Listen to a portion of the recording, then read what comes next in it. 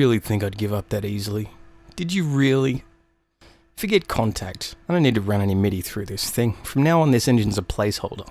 Audio's audio. For those of you unfortunate enough not to have picked up a copy of Cinematic Studio Series Strings yet, I'm here to tell you just how much I love it. After winning over many a composer with the much-loved Cinematic Strings 2, Alex Wallbank set out to create something more substantial. This was revealed to be the new Cinematic Studio Series, a comprehensive set of libraries covering strings, brass, woodwinds, percussion and piano, all designed to work together seamlessly with a balanced sound, utilising the ergonomic workflow concept many composers have grown to love with Cinematic Strings 2.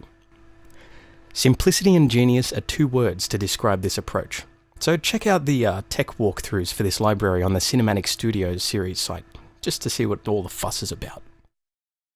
If you're anything like me, you'll have this nagging habit of hoarding new string libraries and functioning under the logic of, ooh, just one more. For me, those just one mores were things like Hollywood strings, Symphony Series strings, Macabre solo strings, and Adagio. But when CSS strings was announced, I knew this library wouldn't be just one more. I knew this library would be the definitive choice for orchestral projects. A workhorse library with a high pedigree. That library. It's hard to imagine a string library that manages to sport a convincingly emotional quality without sounding too emotional, a Hollywood-style sound without sounding too Hollywood, and a comprehensive set of sounds without being too comprehensive. You know, the kind of library that doesn't exist. Until now. If a string library could be perfect, this is what it would look and sound like.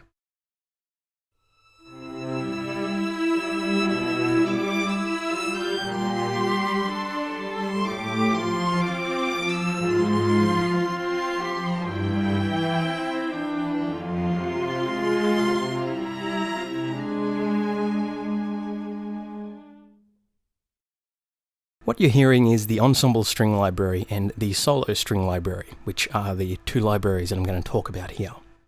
For those of you who like to play with immediate results, this library supports a standard legato function with two legatos beats, medium and fast. This is for instant playability, but this isn't the kind of library that sacrifices movement and realism solely to focus on fast and immediate transitions for the sake of keyboard players.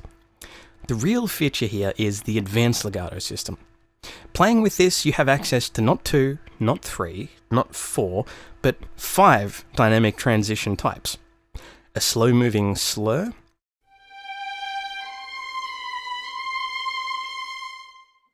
a medium-paced slur, a quick-fingered transition,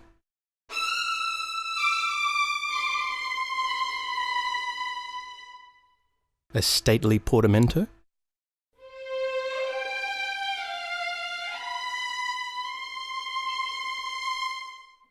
and a round-robin rebowing function for when you hold the sustain pedal and repeat the same key.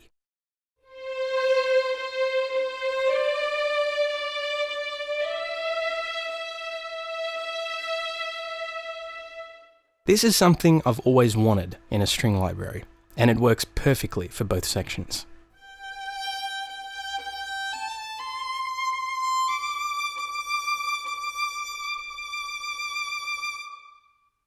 This gauge keeps track of how hard you're pressing the keys and what speed transition you're activating. Granted, this legato mode is hard to control while playing. There's a longer delay between slower transitions, and you'll often have to go back over the MIDI to time each note to fit. But therein lies the genius of it all. No realism has been compromised.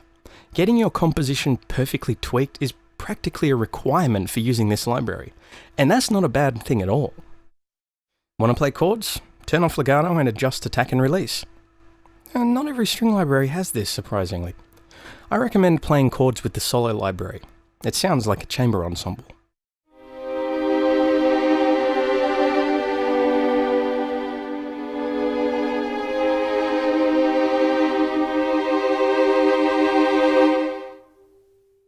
Short notes are fun to play in this library. Use the mod wheel to easily switch between a lush spiccato, a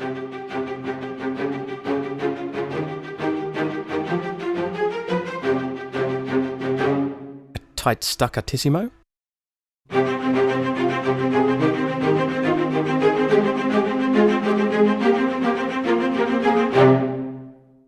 stated staccato,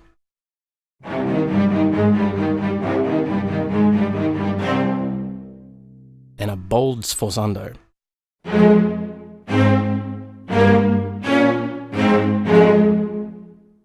Tremolos are nice.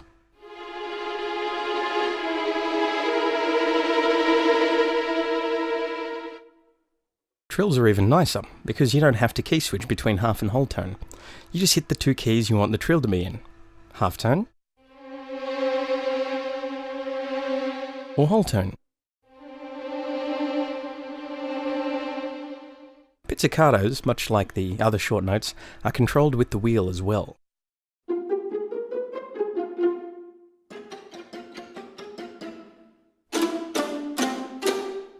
Harmonics are beautiful.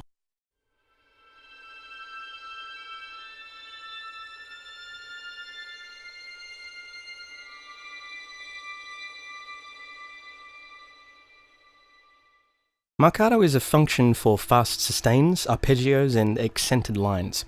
You'd be surprised how useful this feature with the spiccato overlay can become.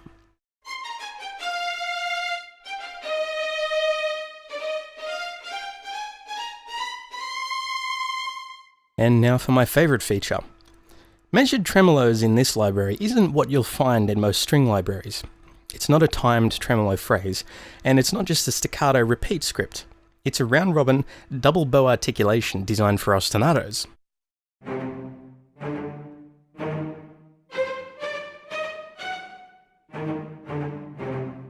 And my word, does this thing deliver the goods.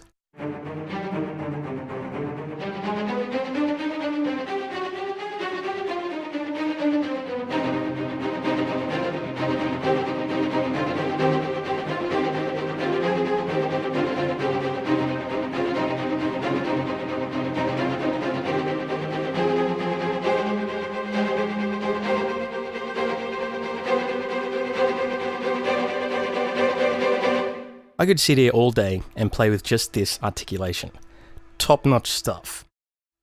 One thing you may not notice straight away, but you'll grow to love the more you compose with this library, is that all the articulations, short to long, have been meticulously recorded and edited to be seamlessly constructed together without any obvious changes in volume, style, or articulation switching. Something that you may come across in a lot of other string libraries, especially the more emotional or expressive sounding ones. The self-unity of this library is immaculate. The sound is lush, yet maintains an air of control. The articulations are varied, but are presented with a balance of essentials. The interface is simple, yet it gives just the right amount of user control and customization. The short notes do require pulling the MIDI back to match your tempo, just like the legato. But this attention to the parts of an articulation that are all too often cut or shortened for faster playability and many other string libraries are presented in full for a richer and more energetic realism that forces you to be uncompromising in your compositions. This is a library for people who are serious about their compositions. The ensemble library can be purchased for $399, which is great. The solo library can be purchased for $299, which is also great. Oh, one other thing. Every articulation for both the ensemble and solo libraries is identical. Every sample for each articulation, including transitions, have been designed to the same specifications down to the millisecond, literally. So playing both libraries at the same time becomes seamless and flawless. This is truly a testament to well-planned sampling. The solo strings are presented as violin 1, violin 2, viola, and cello. And they are all presented virtuously. No corners have been cut, and all the stars have aligned. This is what these libraries are capable of.